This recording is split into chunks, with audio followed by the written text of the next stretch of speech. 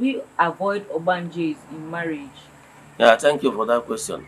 Like I said before, your managers are good people.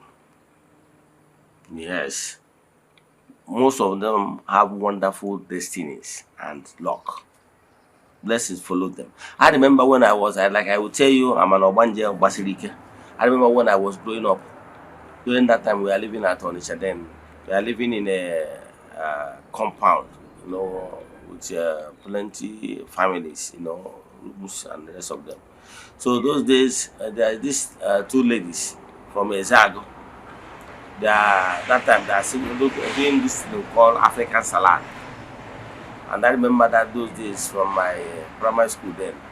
So when we can now kwado ije akwụkwọ ha na akwado maka ije African salad ha.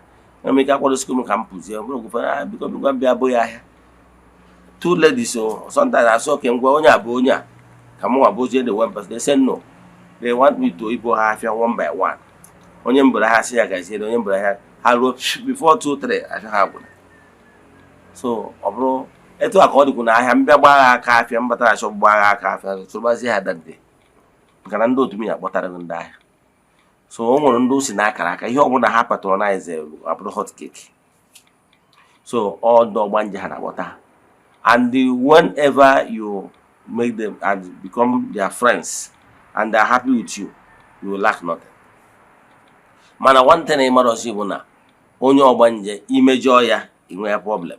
When go obere nwa gị onye ogbanje ime ihe ọ na-ebe akwa ị na-achọ ịpụ ọ ya kwesịghị bye bye ọsọ ngwa jee n'ebe a na ata afọ ije ebe a gbara aka nata mana obi dị ya mma ọ sịghị bye bye gotakwa biskiti ije ahịa ideta ego ịfụnanya na and ị na-egotara ya biskiti ị na-asị ya ngwa ana machukwu ije ahịa nwa bekee ego bịakwa ka ịgotara ya ihe na-eto ọsọ ngwa gị ije ahịa na iyi eleta ego ije ahịa ideta ego ọ mmụọ ya na-akpọtara gị kọstọma kwụcha ọnụ ebe ọdụbịa na nke bịa go edite. So ogbanje abụrụ a bad person, mana ọ na-adụra ndị ụka bịa paintie that word ogbanje ha ghọtara ya. Kedu ihe bụ ogbanje? Ogbanje people are like stewards. Those spirits ndị ọrụ ha bụ okay, let me use what you know. If you go to churches, these big churches, you will see the ushers, the stewards. They don't stay one place. Ha na-agbanje oje ebe a yeah, make sure they had it and they provide the seats. They make sure they were harmony. They don't stay one place. So a bunch of people are like distributors. Those people that are ushers. You met a hammer, Hane cook and they can be in a wedding. Whoever one of your friends, one of the ushers, okay?